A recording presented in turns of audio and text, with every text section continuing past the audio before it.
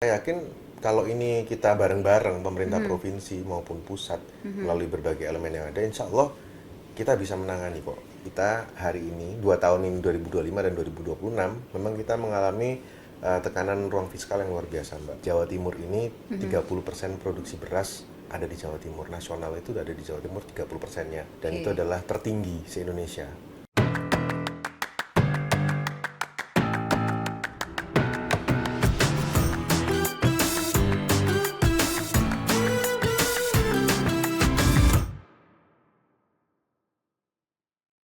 Halo pemirsa, inilah podcast Suara Jawa Timur bersama saya Elisa Widya. Dan hari ini kita akan membahas isu yang sangat penting, yaitu dengan tema ketahanan pangan berkelanjutan, strategi Jawa Timur menghadapi cuaca ekstrim dan krisis pasokan.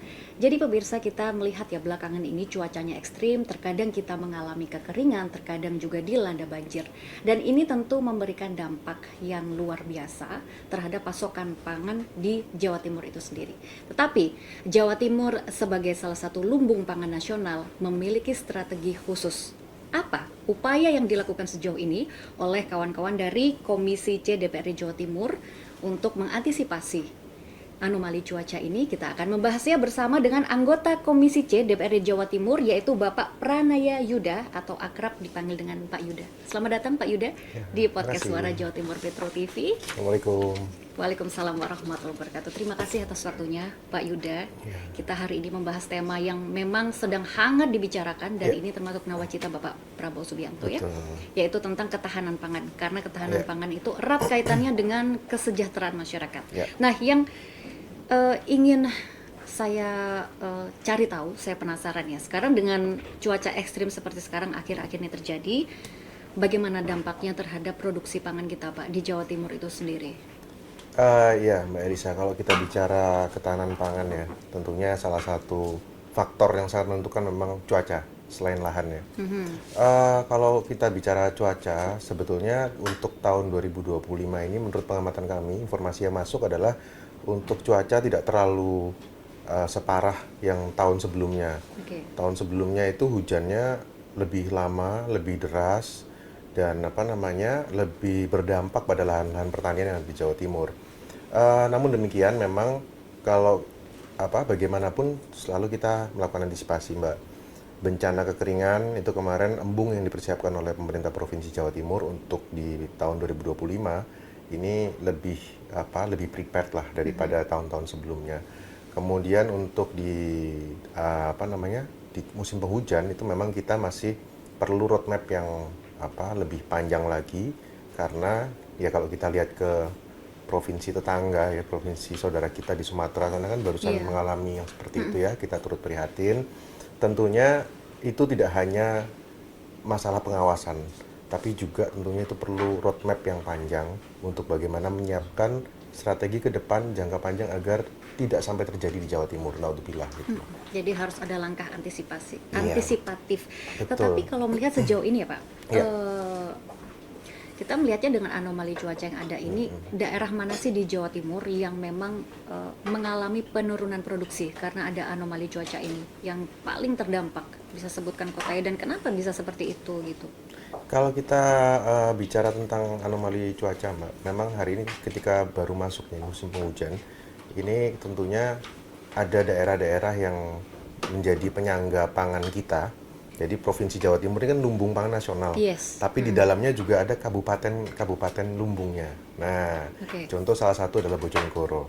Bojonegoro ini adalah kabupaten yang produksi berasnya selalu ranking 1-2 lah di Jawa Timur. Ya.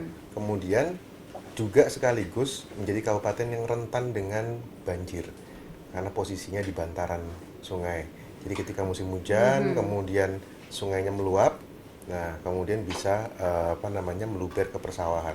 Nah ini yang memang dari tahun ke tahun selalu menjadi atensi kita bersama.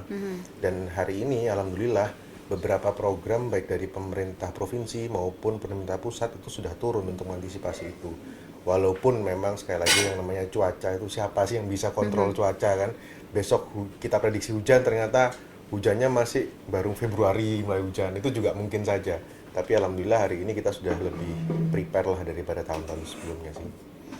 Jadi lebih prepare itu seperti apa? Bisa diceritakan perbedaan dulu dan sekarang gimana? Apalagi Pak Yuda kalau nggak salah sudah beberapa periode ya Pak. Jadi mungkin sudah ada pengalaman nih gimana yang dulu dan sekarang. Kita harapannya memang ada perbaikan Pak gitu. Betul. Jadi kalau di tahun-tahun periode sebelumnya Mbak, kami melihat memang misalnya kayak bencana kekeringan, itu selalu sekitar 300-an desa di Jawa Timur itu yang terdampak bencana kekeringan.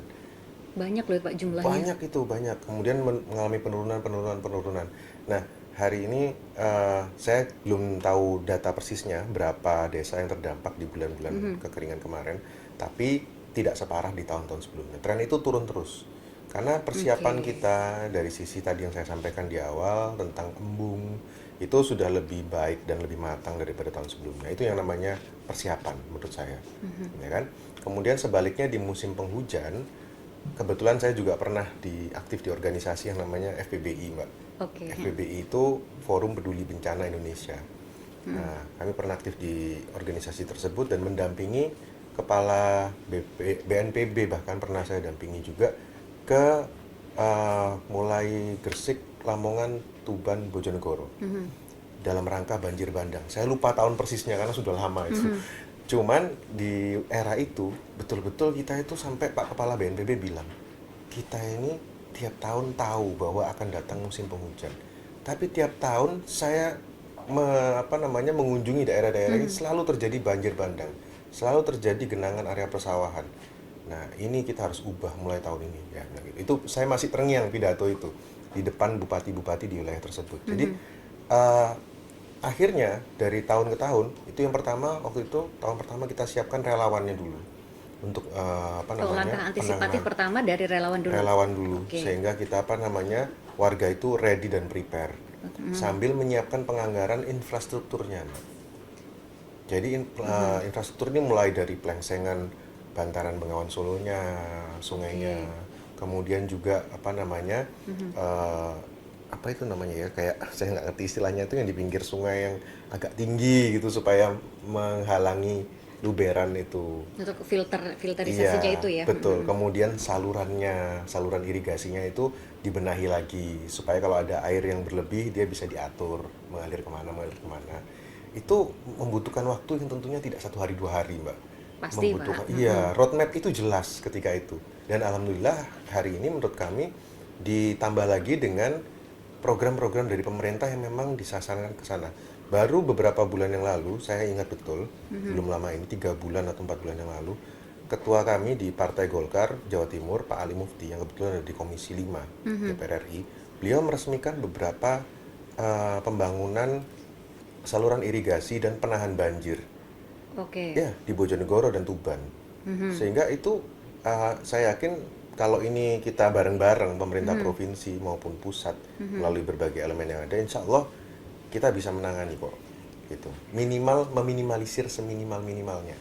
Nah, itu yang kita lakukan. Jadi berarti termasuk program prioritas ya untuk saluran irigasi tadi? Ya, tentu. Tetapi tadi disampaikan pemerintah provinsi dan pusat, berarti dukungan dari pusat ini apakah sudah memadai Pak? Atau dirasa masih ada yang perlu ditambahkan lagi? Pastinya masih perlu ditambahkan lagi. Tapi apa hari itu ini, Pak yang perlu ditambahkan? Jumlahnya Mbak. Jadi kalau jenisnya mungkin ya sama, karena di bantaran sungai jumlah itu infrastrukturnya? Ya, betul. Jadi ada beberapa beberapa aliran sungai, daerah aliran sungai mungkin sekitar sekian kilometer itu sudah dikasih penahan, kemudian nanti sini belum, yang seperti itu.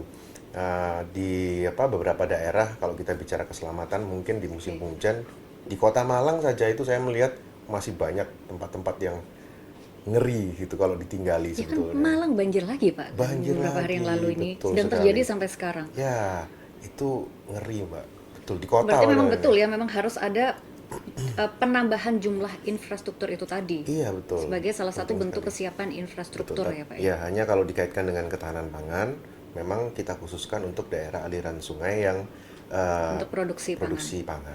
Gitu. Untuk alokasi anggarannya apakah sudah sesuai dengan kebutuhan lapangan Pak? Tadi kan memang masih banyak PR ya, bukan berarti kinerja sudah ada. Program tadi kita disampaikan oleh Bapak sudah ada begitu. Apakah anggarannya selama ini cukup? Terutama kita mau tahun baru ya Pak, buka buku. Ya, kita baru mengesahkan Anggaran APBD pasti banyak, juga Pak. kebetulan kan Heeh. bulan November ini kemarin ini baru mengesahkan APBD. Ya memang kita hari ini 2 tahun ini 2025 dan 2026 memang kita mengalami tekanan ruang fiskal yang luar biasa, Mbak.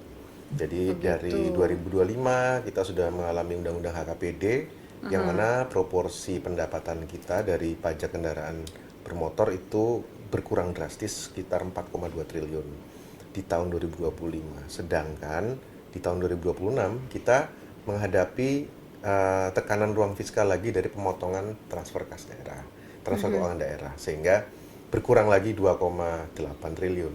Nah, sehingga ini tentunya menjadi apa ya pembahasan yang cukup alot gitu Mbak di DPRD ya. Jadi tantangan mungkin ya. Tantangan banget karena program prioritas banyak tapi anggarannya nggak cukup, kita harus memilah-milah secara rinci sehingga biasanya disahkan 10 November, ini kemarin agak terlambat, agak mundur sekitar nggak sampai seminggu, 5 hari Terus mundurnya. akhirnya gimana itu hasilnya? Apakah bisa memungkinkan kebutuhan lapangan Nah, dengan alokasi anggaran yang terbatas, ya tetapi kebutuhannya tak terbatas? Ini kan paradoks ya, betul, Pak. iya.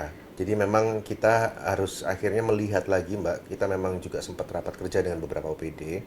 Kita lihat lagi memang daerah-daerah yang memang prioritas untuk dibuatkan infrastruktur yang apa mengantisipasi seperti itu. Jadi kemarin kami juga rapat fraksi. Kebetulan kami punya wakil ketua komisi E yang mitranya BPBD, Badan Penanggulangan Bencana Daerah. Kami juga instruksikan untuk anggaran di komisi E itu tolong agak diprioritaskan ke penanggulangan bencana. Oke, Salah mitigasi satunya adalah bencana bencana ya. banjir. Karena bencana banjir bukan hanya soal ngomong manusia, tapi juga soal kedaulatan pangan. Berarti memang dengan keterbatasan anggaran yang dinomorsatukan adalah mitigasi bencana dan Betul. untuk kesejahteraan Ya, masyarakat itu tadi. betul. Tetapi apa jaminannya, Pak? Dengan keterbatasan dana, tetapi kualitas pelayanan dan kebijakan yang diterbitkan itu sesuai gitu, Pak. Kadang kan Ya. berkurang dana, berkurang kualitas. Logikanya seperti itu, tapi Ya. harapan kita tidak, Pak. Kita punya Ya. harapan banyak kepada kawan-kawan DPRD nih. Betul. Apa Tentunya jaminannya, Pak?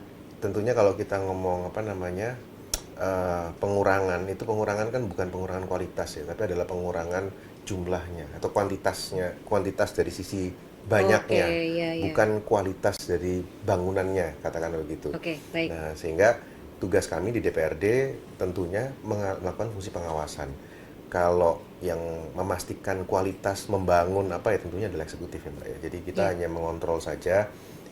Kita lihatlah tahun-tahun ke Ya, depan tolong ini seperti diawasi ya, apa. Pak ya. Oh siap, Pasti itu kita penting dibayar sekali. untuk itu. Iya, pasti. Mudah-mudahan ya, karena itu menjadi harapan kita semua. Karena kan memang harus Iya. berkolaborasi antara masyarakat, kemudian Semua pemerintah elemen, Mbak. itu sendiri. Jadi Semua memang elemen. kita tidak bisa saling menyalahkan di sini, Betul. pemirsa. Karena memang ya itu tadi, di sini kita akan mencari tahu apa sih yang perlu kita perbaiki, apa sih yang perlu ditambahkan selaku kawan-kawan DPRD untuk fungsi pengawasan tadi. Nah, melihat masih terkait dengan produksi pangan kita ya. Ya. Produksi pasti ada kaitannya dengan kesiapan cadangan pangan daerah. Ya. Ke depan pasti akan ada potensi krisis pangan dan sebagainya. Walaupun kita tidak berharap itu terjadi, tapi apa langkah antisipatif apabila ke depannya ada krisis pasokan, Pak? Ya. Jadi memang kita kalau mau bicara pasokan pangan, Mbak, kita harus bicara data kita dulu. Data kita memang kenapa kok disebut lumbung pangan nasional. Jawa Timur ini 30% produksi beras ada di Jawa Timur. Nasional itu ada di Jawa Timur 30%-nya. Dan Oke. itu adalah tertinggi se-Indonesia. Kemudian kita bicara jagung hampir 40%, juga tertinggi di Indonesia. Oke. Gula 50%, juga tertinggi di Indonesia. Belum kita bicara telur, belum bicara kopi, belum bicara yang lain-lain. Garam ya. Tapi intinya itulah kenapa Jawa Timur disebut sebagai lumbung pangan nasional. Salah satu lumbung pangan. Bukan salah satu, memang Lumbung lumbung pangan, pangan nasional kita. Jadi kalau Jawa Timur ini batuk atau masuk angin gitu ya, se-Indonesia ini krisis pangan, terpaksa mungkin harus oke. impor. Jalan singkatnya adalah impor gitu. Sehingga kita menjaga betul dan kita mengantisipasi betul supaya ketersediaan pasokan pangan ini betul-betul bisa terjaga. Salah satu langkahnya, Mbak, dari produksi dulu. Kita melihat dari hulunya dulu, tentunya kita memang selalu menyarankan kepada mitra kerja agar Dinas Pertanian Ketahanan Pangan khususnya agar memodernisasi teknologi yang ada di pertanian kita, Mbak. Perlu diketahui teknologi yang ada di pertanian Jawa Timur ini itu sangat ketinggalan zaman. Nah, Di Jawa Timur ketinggalan ketinggalan zaman. Padahal zaman. kita lumbung pangan nasional. Padahal kita lumbung pangan nasional. Oke, ini bisa Jadi, menjadi catatan ya. betul. Kita ini lumbung pangan nasional dengan teknologi yang tertinggal. Gitu. Sangat disayangkan dong Pak itu. Iya sangat disayangkan. Artinya kita belum optimal kan, gitu. Masih ada potensi yang bisa digenjot lagi sebetulnya. Iya, iya, iya. Contoh paling simpel aja. Saya ingat sekitar tahun-tahun saya masih kuliah. Tahun Saya- berapa Pak itu? Nanti tahunnya belakangan. Supaya ada Tapi- gambaran kurang lebih mungkin Iya. berapa tahun lalu gitu, 10 tahun katakanlah. Tapi yang jelas begini Mbak, orang nyemprotkan pestisida dan nyemprotkan pupuk itu sudah dengan gawang Mbak. Jadi semacam gawangnya sepak bola itu, tapi ada rodanya di bawah. Kemudian dia Oke. jalan, nyusuri lahan pertanian. Kayak saya pernah lihat deh di Set, sosial media itu ada. Iya, saya lihat itu di New Zealand. Itu ketika saya kuliah di tahun 2006.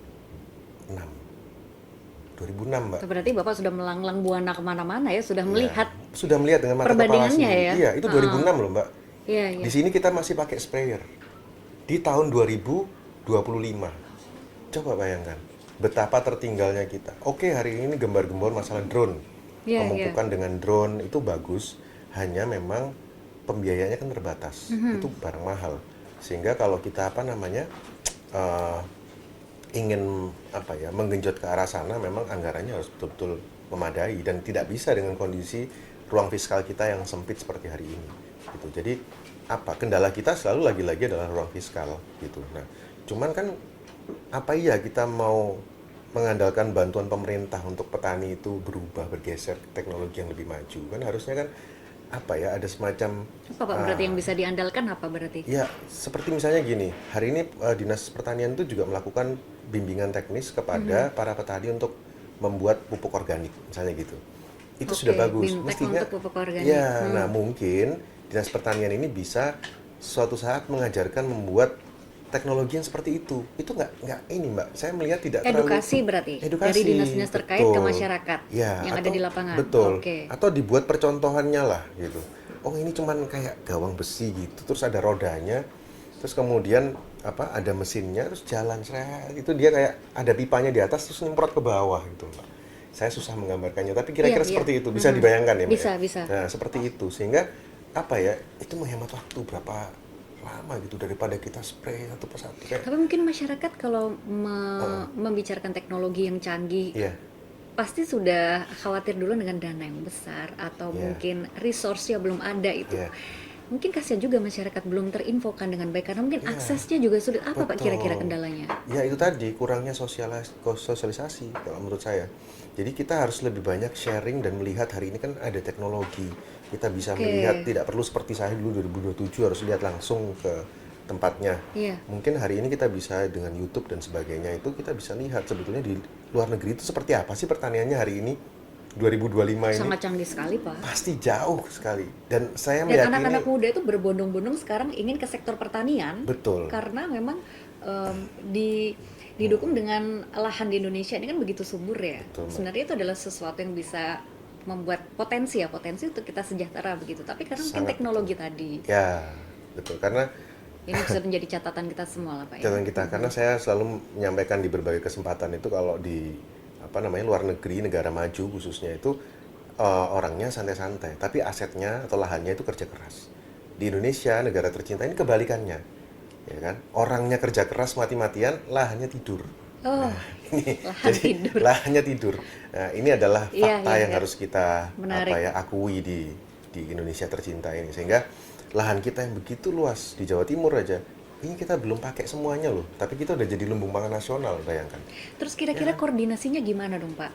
Ya, Antara tentunya, BUMD, pemerintah daerah, pusat Nah. semuanya ini gimana agar bisa? Ya pentahelix lah ya katakanlah bisa Betul. bersinergi dengan baik meskipun tidak ada 100% gagal, 100% berhasil ya, Iya, tapi iya. apa kira-kira upaya optimal yang bisa dilakukan? Kalau hari ini Mbak, kami selalu menyampaikan ke mitra-mitra kerja itu untuk betul-betul berinovasi Mbak. Artinya, ayolah kita harus ubah mindset kita bersama. Ubah mindset dulu itu Ubah yang mindset pertama dulu ya. paling penting. Kita ini ditarget kedaulatan pangan oleh Pak Presiden.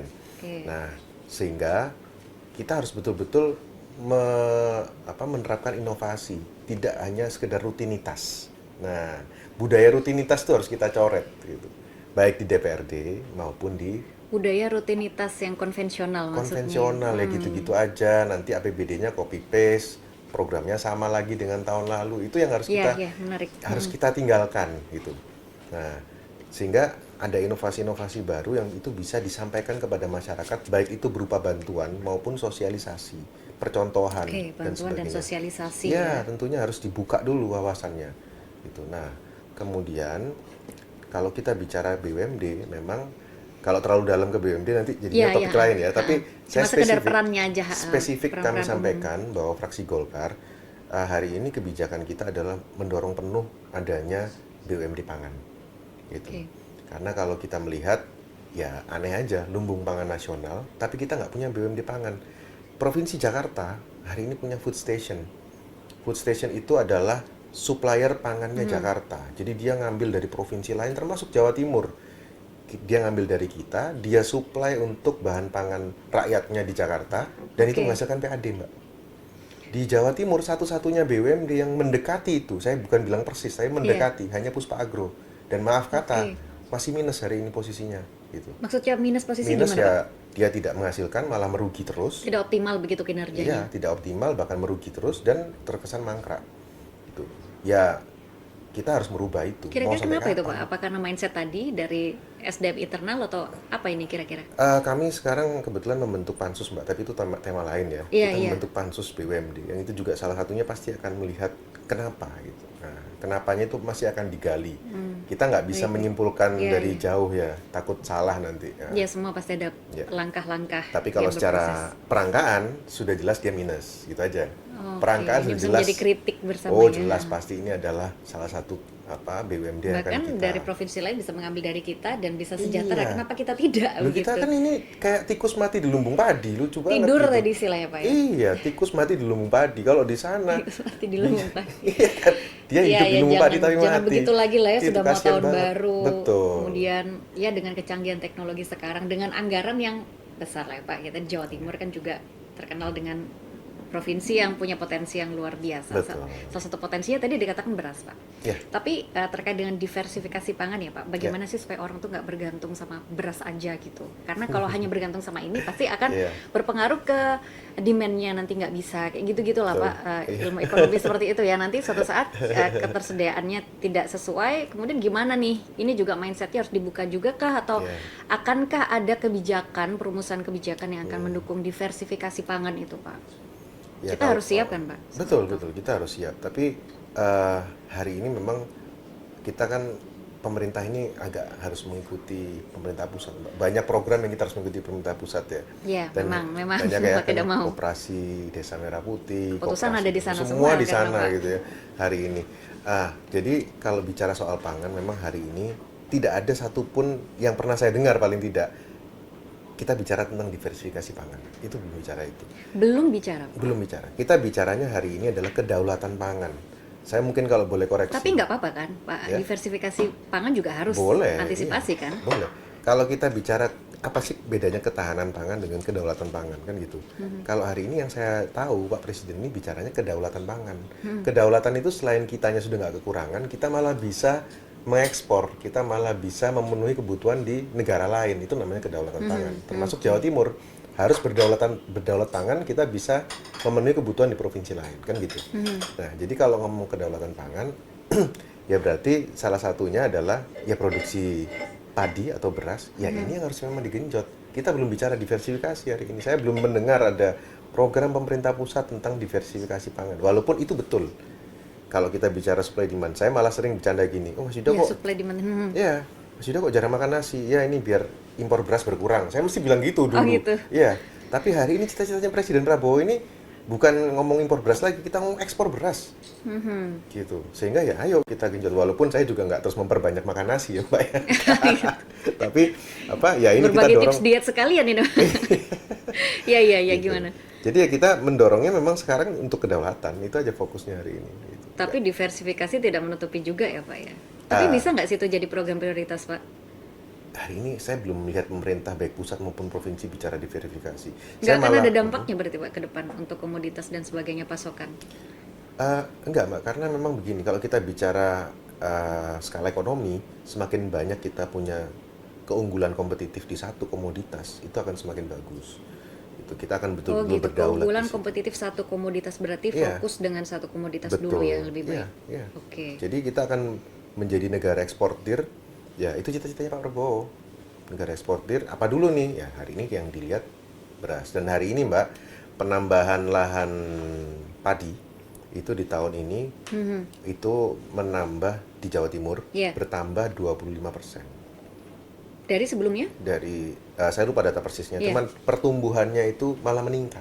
meningkat ya. Meningkat, lahan tanam itu meningkat hari ini. Untuk kedaulatan pangan tadi memang ya sesuai Iya. dengan programnya. Iya. Tapi perlu nggak Pak kira-kira ke depan untuk mengubah pola konsumsi masyarakat? Ya, tentu perlu, Mbak. Tapi apa namanya? Memang Jangan dulu gitu. kita enggak maksudnya. bukan jangan dulu, bukan Tapi- jangan dulu. Saya belum pernah mendengar program pemerintah soal itu. Kalau ditanya, perlu nggak? Perlu, kata saya. Tapi karena kembali lagi ke pusat, kita harus mengikuti yang sesuai visi terbesar kita sekarang ya, Iya, kedaulatan. kedaulatan pangan gitu. Tapi kalau saya pribadi ya perlu. Perlu Ini kan ya? pertanyaan pribadi Iya, kan? iya, Perlu, tapi sebenarnya perlu. Nggak Mungkin bicara di- program pemerintah ini. Iya, tapi di tahun depan mungkin karena kan Provinsi Jawa Timur sendiri mungkin akankah bersuara nanti ke pemerintah pusat menyampaikan mengenai diversifikasi pangan ini? Saya belum melihat ke arah sana, Mbak. Nggak Memang dulu hari ini berarti. kita genjot betul untuk Genjot swasembada, untuk apa namanya, untuk kedaulatan itu memang kita genjot sih. Arahan presiden, Mbak. Menjadi kedaulatan pangan. Ya. Menarik ini. Ya. Menjadi program prioritas kita yang utama. Ya, Kalau kita kembali, saya penasaran tadi dengan teknologi. Akankah kedaulatan pangan dengan segala kebijakan, perumusan kebijakan, fungsi pengawasan dan pola konsumsi masyarakat sekarang ya. dengan teknologi yang ada, apakah sudah termanfaatkan dengan baik, Pak? Ini kabarnya kan ada smart farming ya, kemudian Ya, istilahnya ya. ya. Itu kira-kira sesuai nggak kalau diterapkan di Jawa Timur, Pak? Ya tentu sebenarnya Untuk sesuai. kedaulatan pangan tadi. Sesuai banget gitu. Kayak gimana Kita punya smart farming itu yang apa namanya sudah menghasilkan apa namanya sudah terkonek dengan teknologi pertama, yang kedua dia bisa menghasilkan energi, itu smart farming. Ada lagi yang namanya integrated farming, Mbak. Integrated farming. Ya, Apa itu? itu malah kami dapatnya waktu studi banding ke Bali. Kapan itu, Pak? Waduh, di periode pertama saya Oke. itu. Ya di 2014 Oh, periode udah cukup 2014. lama. Sebenarnya Iya, udah lama ya, Pak ya? lama, Mbak. Jadi Tapi di Bali itu Sekarang, iya ya. di Bali itu Bali ya, bukan Jawa Timur ya, Pak ya? Bali, Mbak, sayangnya, Aduh, Mbak. sayang banget. Jadi mereka itu melihara sapi, melihara ayam, melihara lele, ya kan? Iya. Jadi ya kotoran ayam dimakan lele, gitu kan? Iya, iya. Kemudian ada sapi yang kotorannya dipakai biogas. Jadi ada mereka untuk apa namanya generator biogasnya itu ada. Kemudian tadi yang saya katakan lele, ayam, kandangnya itu ada, semua integrated. Gitu. Nah itu dibuat di sana di Bali untuk satu kelompok tani gitu, dia punya beberapa sapi, terus punya biogas kayak gitu. Nah di kita belum pernah saya lihat ya ada Dari yang jalan. 2014 itu, Pak. Iya. Pak kan sudah periode sebelumnya. Kenapa nggak mencoba merumuskan kebijakan ya? Udah kita sampaikan Tapi- berkali-kali, tapi itu tadi menikmati rutinitas mungkin ya. Pada saat itu kan OPD kan Tapi berganti-ganti, sekarang Mbak. mindset orang kan sudah berubah ya, Pak. Mudah-mudahan Harapannya begitu. mindset pemerintah juga pasti lebih Iya. terbuka kan? Betul, harapan saya begitu karena hari ini memang kita apa ya, dengan segala keterbatasan ini kita harus mau berinovasi sih, Mbak. Kalau enggak ketinggalan. Tapi gini Pak, kalau kita punya inovasi, Iya. Pak Yuda yang sudah pengalaman melanglang buana kemana-mana di luar negeri dan segala macam, mereka sudah integrated farming Iya. atau katakanlah smart farming, Ya, itu semua akan sia-sia kalau tidak ada kesiapan dari masyarakat atau petani itu sendiri ya. sebagai pelaku sektor pertanian. Ya, betul. Gimana Pak melihat kesiapannya? Apakah ada kaitannya sektor pertanian atau petani itu sendiri yang belum siap? Ya. Entah itu dana mungkin kurang dukungan pemerintah apa gimana Benar. Pak? Ya dana itu pasti, Mbak. Tapi kan gini, petani itu sistemnya itu getok tular, Mbak. Petani di Jawa Timur ya, saya melihat getok tular. Kita harus membagi dulu petani itu hari ini 23%-nya, kalau menurut data, 23%-nya itu adalah di usia di bawah 40. Kemudian sisanya 70 sekian itu di usia di atas 40. Jadi kalau ngomong petani muda itu di bawah 40 itu hanya 23% dari total seluruh petani yang ada di Jawa Timur. Nah, Itu bagus nggak sih Pak angka segitu tuh? ya Apakah kurang, ada Mbak. dampaknya kalau yang lebih Iya. istilahnya apa tadi yang lebih muda ya Pak? Iya, iya. Itu Ya, berdampak ya berdampak, untuk inovasi tadi. berdampak. Itu tadi makanya saya mau masuk ke situ. Jadi inovasi itu pasti akan lebih mudah diterima, lebih mudah dijalankan itu ketika kita mensosialisasikan atau mengajak yang di bawah 40 tahun itu tadi. Sejauh ini sosialisasi di bawah 40 tahun dirasa sudah cukup Pak atau gimana? Masih kurang. Tapi sudah dilakukan. Hari ini kan ada kita program namanya apa itu Youth Agri Future ya. Itu juga Youth ada. Agri Future. Ya, jadi itu adalah salah satu strategi kita juga, tapi belum maksimal lah. Saya pikir masih perlu ditingkatkan lagi lah gitu. Jumlahnya terutama kan Jawa Timur luas, Mbak. Kalau melihat tadi sudah dikatakan sosialisasi ke yang 40 tahun ke bawah tadi ya. Iya. Itu bagaimana respon mereka? Antusias atau mereka seperti Antusias. masih maju mundur? Antusias Mbak hari ini. Tapi kenapa masih 23% tadi Pak tidak ada aksi nyata kan berarti? Mereka antusias. Iya, Itu ini, sebatas diminat, tapi belum ada aksi.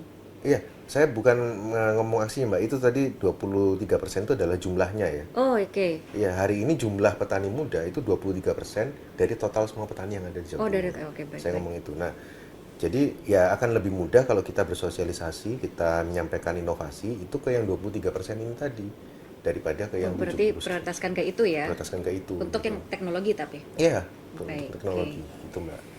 Belum maksimal tapi ya mudah-mudahan tahun depan lebih banyak lagi. Yang penting lah. sudah ada kesadaran saja sudah baik ya itu. Masalah Bagus, maksimal Mbak. itu semua Iya. memang kondisional kan Pak. Kondisional. Apalagi melihat masyarakat Indonesia ini begitu bermacam-macam unik Begitu ya. unik, ya. Nah, untuk masih terkait dengan teknologi pertanian tadi Pak. Ya. Karena begini, mungkin yang anak-anak bukan anak-anak ya kita sebutnya, masyarakat yang usianya relatif muda. Ya. Melihat anomali cuaca sekarang. Mm-mm. eh, mereka mungkin memikirkan manajemen risiko. Risikonya adalah gagal panen. Oke. Masyarakat muda zaman sekarang takut bakar duit Pak. Sebenarnya kalau misalnya sudah di sektor pertanian segini, tiba-tiba Iya. gagal panen Pak. Iya, Ini iya. gimana untuk mengantisipasinya? Oke. Adakah kebijakan yang bisa mendukung ini semua? Iya. Ataukah sudah ada program yang berjalan? Ya. Jadi seperti kita jaminan gitu Pak. Ada Iya. nggak kalau kita mau ke industri ini, jaminan apa nih dari pemerintah? Mungkin itu yang bikin mereka kurang bergejolak, kurang bergairah gitu. Gimana Pak? Ya. Yuda. Kalau kita bicara kebijakan Mbak, sebetulnya dari tahun 2015 Yang itu untuk gagal panen ini ya Pak, sudah antisipasi ada, gagal panen. ya, sudah ada yang namanya Perda Jawa Timur nomor 5 tahun 2015 tentang pemberdayaan dan perlindungan petani Jawa Timur. Nah, Perda nomor 5 tahun 2015. ya, Nggak ada pembaruan ya itu Pak, yang terakhir dipakai perda itu. terakhir dipakai itu pertama Oh, kali cukup lama disahkan ya. dan belum ada pembaharuannya lagi. Berarti masih Kebetulan cukup lama ya, kami Pak? juga inisiator dari Perda itu. Oke. Ya, ada banyak ada banyak hal sebetulnya di situ tentang pemberdayaan, pelatihan, bantuan teknologi dan sebagainya. Tapi yang tidak kalah pentingnya di situ adalah poin tentang asuransi pertanian. Asuransi pertanian, Ya, menarik. jadi Jarang itu kita ya, mendengar. jadi di mana petani Jawa Timur, tapi ini bicara petani padi, Mbak. Nah, petani padi itu boleh mengasuransikan lahan pertaniannya. Ya. Ke perusahaan asuransi dengan subsidi dari pemerintah. Oke. Jadi preminya itu disubsidi, gitu. Asuransi Dan itu sudah berjalan. Kenapa saya katakan sudah berjalan? Karena saya sudah melayani beberapa komplain dari dapil saya. Gitu. Jadi Di mana ada Pak dapilnya Pak? Situ Bondo, Bondowoso, Banyuwangi. Oh, Situbondo, Bondowoso, Ada Banyuwangi. petani dari dapil saya itu yang, Mas, saya ini sudah daftar asuransi tapi dan gagal panen gitu kan. Tapi kok belum cair-cair ini anunya peklaim saya katanya gitu. Akhirnya saya yang ke kantor cabang sini kantor wilayah ya Jawa Timur nguruskan itu sampai cair kayak gitu-gitu. Jadi artinya sudah berjalan. Untuk ke proses cairnya itu sulit nggak sih Pak? Karena ini kan termasuk asuransi lahan pertanian menarik. Karena kalau Iya. asuransi berarti ada jaminan. Berarti baru nih. Tapi dengar sekarang ya? kalau saya pribadi Iya. jujur iya. Iya, Saya sebagai perwakilan dari masyarakat muda Masyarakat, sebetulnya iya, kita potensi pertanian kita besar Iya, sekali. Memang. Kita tahu alam kita ini sumber daya alamnya luar biasa begitu. Betul, Tapi sayang betul. sekali kan. Sayang banget. Tapi sepertinya tahun ini kayaknya sudah mulai mindsetnya terbuka ya, sudah sering Iya. dibicarakan. Iya, iya. Tahun ini udah dan teman-teman ini ya saya bicara di dapil saya aja lah nggak terlalu luas. Di dapil saya bicara bahwa hari ini kesadaran mereka bahwa bisnis yang cukup lumintu itu adalah bisnis di bidang pangan. Iya, benar. Udah mulai sadar ke situ. Sandang pangan papan itu salah Betul. satunya ya. Nah, Pangan itu tadi. Kita bicara pangan, maka tadi pertanian khususnya padi itu bisa diasuransikan dan ketika Oke, rusaknya menarik, itu 70% ke atas minimal Apanya 70%. rusaknya? Iya, 70%. Oke. Entah itu kena wereng, banjir bandang, hama dan sebagainya itu. Iya, heeh. Dia akan mendapatkan ganti rugi waktu itu di Perda itu sekitar 6 juta per hektar. Oke. Nah, yang mana 6 juta itu kita asumsikan cukup untuk merekonstruk lagi. Oke. Nah, per hektarnya memang segitu. Jadi mulai beli benih, terus biaya nanam awal, 6 juta baca per itu. hektar untuk dari awal ke akhir lah ya, Iya. untuk merekonstruksi tadi itu semua dengan Betul. Perda nomor 5 tahun 2015. Betul sekali, itu asumsinya. Kerusakan 70%. Betul. Kalau misalnya kerusakan di bawah 70% ada jaminan nggak Pak? Apa ini sudah Enggak ada, peraturan memang gitu? aturannya 70%. Kenapa Pak 70%? Karena dianggap Ya berarti gagal kerusakannya sesungguhnya itu cukup ya. masif begitu Masif, ya. betul. Oke, berarti untuk mencegah gagal panen selain asuransi lahan pertanian yang sudah berjalan Pak, tapi selain di dapilnya Pak Yuda, Ya. untuk kabupaten kota lain apakah sudah berjalan Pak asuransi lahan Sudah. pertanian? Sudah? Sudah. Di Bojonegoro sudah berjalan. Oke. Ya, di Gresik sudah berjalan. Sosialisasinya gencarkan lagi Pak, ini menarik loh. Itulah Menarik, sosialisasi. serius menarik sekali nih. Ini apa ya, pemerintah ini kan program bagusnya banyak, tapi sosialisasinya kan kadang-kadang Harus ada yang diviralkan ini Pak. Mudah-mudahan viral ini nanti ya, karena menarik sekali nih. ada lagi loh yang Asuransi menarik lahan. program Apa? untuk petani. Selain asuransi lahan pertanian ini, apa? Ada namanya PKPJ, Mbak. Apa? PKPJ. Saya juga belum PKPJ. pernah. PKBJ. PKPJ adalah PKPJ. paket kredit petani Jawa Timur. Wah, Nah, ini kita memang titipkan di Bank UMKM, di BUMD kita. oke. Di Bank UMKM itu ada salah satu program namanya PKPJ, Hmm. kredit khusus petani, ya, dan itu bunganya hanya 6% per tahun, 6% per tahun, dan bayarnya Mbak itu boleh yarnen, Mbak. Yarnen itu kalau istilah pertanian bayarnya setelah panen. Oke. Nah, jadi misalkan dia petani jagung nih, 3 bulan kan panen. Nah, Iya. ya dia bayar nanti setelah 3 bulan baru bayar gitu, baru dilunasi. Gitu. Terus tanam kopi nih setahun kan, itu. Nah, ya setahun dia baru bayar. Jadi ya selama setahun ini dia nggak nyicil gitu. Nggak ngeluarin biaya lah, nunggu sampai panen dulu ya. Panen dulu gitu. Oke. Nah, jadi sebetulnya itu kan menarik banget deh. Setiap Iya, saya ke dapil iya, saya pasti. sampaikan itu, wow banyak yang antusias ternyata, banyak yang ngambil kayak gitu. Nah, jadi programnya bagus, sosialisasi kurang. Nah, itulah pemerintah kita. Pemerintah kita tuh maksudnya Jawa Timur dong. Jawa Timur Nah, ya. saya sebagai DPRD Jawa Timur. Kira-kira nggak apa mau Pak yang ambil yang lain. bisa memberikan dampak cepat ya supaya program-program yang mendukung ini bisa segera terrealisasikan, atau bukan terrealisasikan ya karena sudah ada ya, Iya, tersampaikan. bisa tersampaikan Dan gitu. diakses masyarakat. Iya, diakses Nah, dan jadi langkah nyata Iya, konkret gitu. nah. Apa Pak kira-kira? ya saya melihatnya Untuk sosialisasi yang seperti apa? Karena kan tadi Pak Yuda menyampaikan sudah sosialisasi, tapi itu kan seperti kayak cara klasik ya Pak. Kita sering lah mendengar sosialisasi, kita tahu, tapi lewat apa? Di Iya. mana kita bisa mendapatkan infonya? betul. Dari mana ini? Kalau harus ke dinas terkait kayaknya kadang kita berpikir lama nih gitu. Kayak tadi aja asuransi itu. Asuransi itu petani apa iya ke kantor perusahaan asuransi? Enggak. Dia harus mendaftarnya melalui PPL-nya, penyuluh pertaniannya. Kan Kasih tahu dong Pak langkah-langkahnya apa aja Pak? ya dia harus ke PPL-nya. Ke Oke. PPL itu penyuluh pertanian yang ditugaskan di wilayahnya dia. Jadi Oke. biasanya PPL itu per kecamatan. Per kecamatan ya. Ya. Tuh dia harus ke situ dulu. Kemudian nanti disurvei oleh PPL. Oke. Nah, nanti PPL akan membantu dia untuk ngisi formulir sebagainya. Nah, baru bareng-bareng ke perusahaan asuransinya untuk mendaftarkan. Nanti akan disurvei dan seterusnya. Oh Itu jadi memang prosesnya. ini ya, jadi di per kecamatan biasanya ada ke PPL-nya, kemudian Iya. nanti isi formulir, Iya. disurvei, Iya, disurvei. kemudian isi formulir, Iya. sampai terakhir tadi apa Pak? Terakhir baru dimasukkan formulirnya ke perusahaan asuransi. Dalam hal ini Jasindo, Mbak, asuransi. Oke, itu prosesnya kira-kira untuk langkah-langkah ini berapa lama Pak?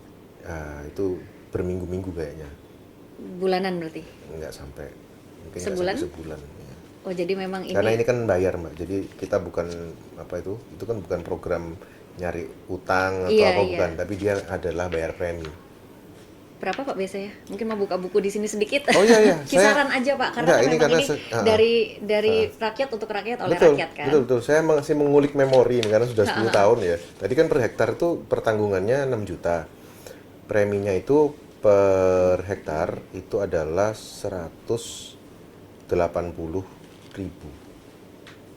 per hektar preminya. Per hektar Ya. 180.000 Ya. ya masih terjangkau sih ya. Ya.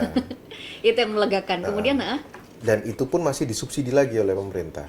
Jadi Oke. tinggal Berapa? Jadi berapa, Pak? Memori saya ini udah 10 tahun, Mbak. Per Jadi hektar sudah lama sekitar dong ya. iya. Baru terinfokan Iya, gimana? sekitar 50.000 kayaknya per hektar itu. Per hektar per musim tanam. Oke. Jadi dia mau nanam padi, dia harus daftarin dulu di PPL, Pak, saya mau nanam padi nih, gitu. Padinya varietasnya ini. Memang kita ini, harus ini. proaktif dulu kan yang ke PPN. Ya, Itu yang penting akses pasti. utamanya itu Pak. Akses Kita utamanya nggak dari perlu PPL. koordinasi itu. Asli akses utamanya Ada dari di PPL. per kecamatan pemirsa, jadi memang kita harus lebih proaktif ya Iya, untuk ini yang terkait iya. dengan kalau untuk pemirsa yang ingin tertarik ke sektor pertanian. Ya, asuransi padi. Ternyata sudah ada asuransi Sudah padi ada. dan sebagainya dengan langkah-langkah yang sudah dijelaskan oleh Pak Yuda tadi. Udah ada subsidi dari pemerintah juga. Yang Betul. penting nanti kita harus memang tahu informasinya di mana begitu ya. Langkah pertama intinya kecamatan itu tadi PPN. Iya, betul. Itu kan yang akan Iya, membuka untuk semuanya. asuransi. Nanti tinggal mengikuti prosedur PPL-nya yang harusnya ada. udah tahu pasti. Oh, nanti kesini sudah tahu. Nah, kalau yang satunya yang apa namanya? Paket kredit petani itu langsung aja ke kantor bank UMKM terdekat. Kantor bank UMKM terdekat ya. Iya. Itu langsung tanya ke situ, nanti prosedurnya sudah mengikuti. Iya. Gitu. Segera ya, nggak Pak ya. disampaikan. Makanya kan kita ada Regulasinya podcast sudah ada ini nggak Pak yang bersyukur. mendukung itu semua regulasinya? Sudah dong. Oh, Kalau ya? tadi kan sudah itu Perda 5 2017. Oh, iya. Yang ini PKPJ ini mulai zamannya Pak, kira-kira ada aplikasi nggak sih Pak yang bisa mendukung itu semua Pak? Biar kita nggak perlu ke lapangan terus gitu. Kan ini katanya ingin menjangkau masyarakat muda kan? betul. Kita sekarang butuh aplikasi Pak. Ya, nah kalau hari ini memang masih belum, setahu saya. Belum. Setahu saya hari ini memang Kalau aplikasi semua kan kayak masih lebih fisik. mudah gitu nggak sih Pak? Iya. Tapi kan tetap pasti akan ada survei lapangan, pasti. Kan melihat Setidaknya lahannya langkah seperti awalnya apa. aplikasi memungkinkan nggak Nah, sih Pak? kalau dari yang apa namanya selama ini saya jalankan, dari sosialisasi yang saya lakukan bersama Bank UMKM ya, itu nanti pendaftaran tuh by WA dulu biasanya.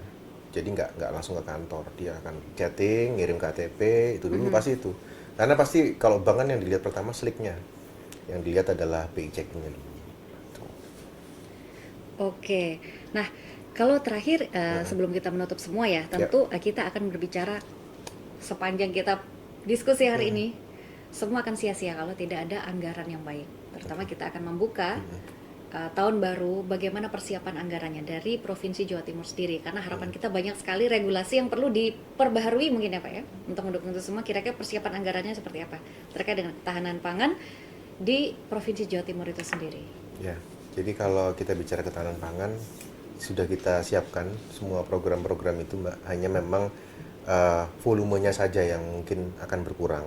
Tapi untuk kredit pertanian tadi itu sudah kita sudah kita anggarkan memang subsidi bunganya. Karena bisa 6% itu kan ada subsidi Mbak. Aslinya kan 12%, kita subsidi jadi 6%. Nah, kemudian untuk program asuransi tentunya itu juga subsidi sudah kita siapkan. Tiap tahun selalu ada itu subsidi untuk bunga maupun untuk asuransi itu pasti ada. Kemudian untuk bantuan-bantuan yang lain seperti Alsintan, combine harvester, traktor, hand traktor dan sebagainya itu memang sudah tiap tahun selalu kita anggarkan. Nah, hanya tinggal hari ini ya tentunya petani itu ya juga tidak boleh terlalu bergantung banget pada bantuan pemerintah ya kan. Gitu ya. Ya, tentunya masih masih bisa dengan cara-cara lain, misalnya dengan menggabungkan dirinya ke kelompok-kelompok tani. Karena biasanya kan kita membantunya itu ke kelompok tani, Mbak. Nah, dari kelompok tani itu nanti bisa dipakai bareng gitu. Petani-petani ada di kelompok itu. Sehingga yang penting tetap semangat dan sekali lagi saran saya bahwa usaha yang lumintu ke depan itu ya di bidang pangan. Karena memang kita arahnya ke kedaulatan pangan. Nah, kalau untuk meningkatkan kesejahteraan petani sendiri supaya tidak rentan Pak terhadap krisis untuk jangka panjang. Ini kan tadi yang disampaikan ya jangka pendek tadi ya, harus proaktif dan sebagainya. Untuk jangka panjangnya apa nih yang bisa disarankan kepada yang sudah bergelut di dunia sektor pertanian atau mungkin yang baru akan memulai? Oke. Kalau masukan dari kami, strategi jangka panjang tentunya kita perlu inovasi, itu pasti ya. Jadi kalau misalnya hari ini sudah bicara produksi bahan pangan, artinya komoditas. Nah, mungkin di tahun-tahun berikutnya harus mulai memikirkan barang setengah jadi. Jadi dari komoditas itu sudah diolah setengah jadi yang memang siap untuk dikonsumsi. Nah, misalnya kalau kita bicara cabai misalnya. Kita bicara cabai, hari ini mungkin masih bicara nanam cabai, dipanen, dijual.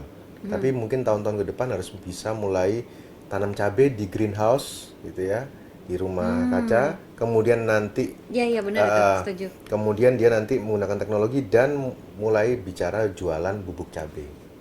Nah, harus mulai ke arah sana, bubuk cabai dengan mereknya sendiri gitu. gitu. Jadi nggak harus desanya. yang kalau pemikiran konvensional kan harus punya sawah Iya. atau lahan yang besar. Enggak, sekarang apa tadi greenhouse Iya, ya kita dengan bikin greenhouse. sendiri lah dengan kaca-kaca itu kan ya kayak Iya. di Jepang katakanlah atau New Ya, Zealand tadi iya, ya bener ya itu ya. Dan harus bicara ini Mbak, harus bicara apa namanya produk setengah jadinya atau produk jadinya. Jadi Oke. bukan hanya nanam cabai, tapi juga jualan bubuk cabai. Nah misalnya seperti itu.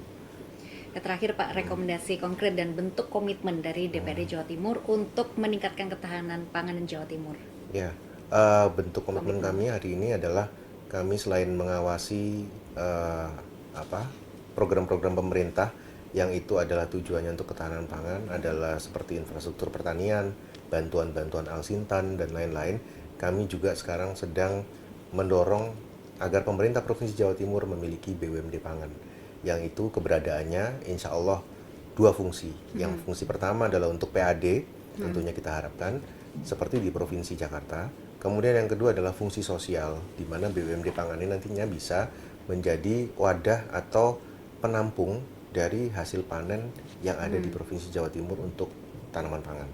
Itu harapan kami ke depan. Ini yang lagi kita kerjakan, insya Allah. BUMD pangan, walaupun Ya. masih banyak tentunya visi-visi besar lain, tetapi yang terkait dengan kedaulatan pangan tadi Betul. salah satunya bisa berdampak baik dan positif Ya. adalah untuk meningkatkan potensi kita ya di Jawa Timur adalah BUMD pangan tadi Pak. Baik, Insya terima Allah. kasih Pak Yuda. Sama-sama. Sudah ada yang ingin sampaikan lagi? Cukup. Udah itu harapannya.